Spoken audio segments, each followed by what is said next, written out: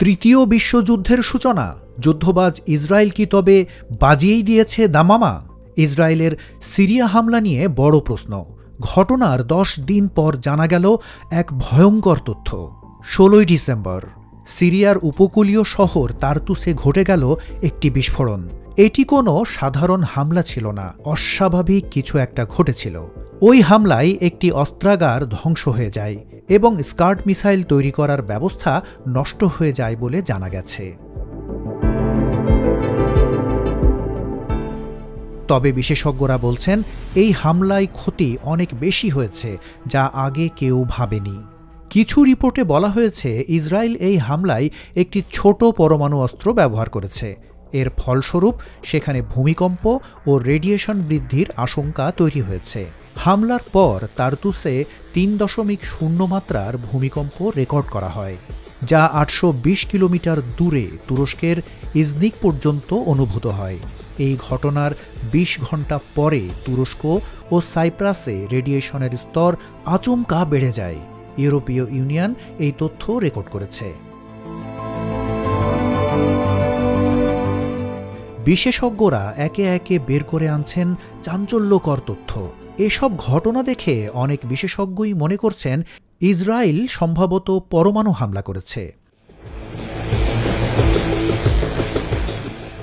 রুশ মিডিয়া দাবি করেছে ইসরায়েল এই হামলায় একটি নতুন ধরনের মিসাইল ব্যবহার করেছে, যা যুদ্ধজাহাজ থেকে ছোড়া হয়েছে। কিছু রিপোর্টে আবার বলা হয়েছে যে ইসরায়েল আমেরিকার তৈরি B-16 পারমাণবিক বোমা ব্যবহার করেছে।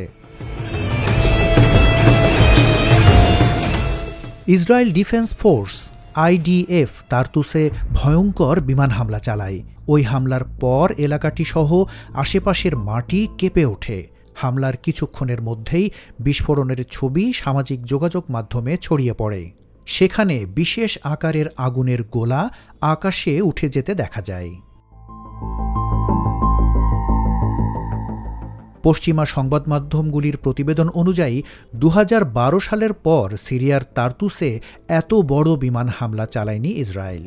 এই হামলাগুলো মূলত আসাদ বাহিনীর নিয়ন্ত্রণে থাকা বিমান প্রতিরক্ষা ইউনিট, ভূমি থেকে ভূমিতে নিক্ষেপযোগ্য ক্ষেপণাস্ত্রের গুদাম, 23তম এয়ার ডিফেন্স ব্রিগেডের ঘাঁটি এবং অন্যান্য সামরিক স্থাপনাগুলোকে লক্ষ্য করে চালানো হয়।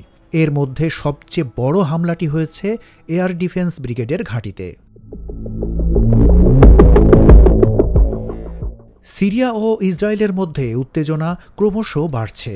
ইসরায়েল তাদের শান্তি মিশন আরও 6 মাস বাড়িয়েছে, তবে দুই দেশের মধ্যে যুদ্ধের মনোভাব থাকার কারণে এখনও শান্তি আসেনি। ইসরায়েল যেমন তাদের সীমান্তে সেনা তৎপরতা বাড়িয়েছে, তেমনি সিরিয়াও একই কাজ করেছে।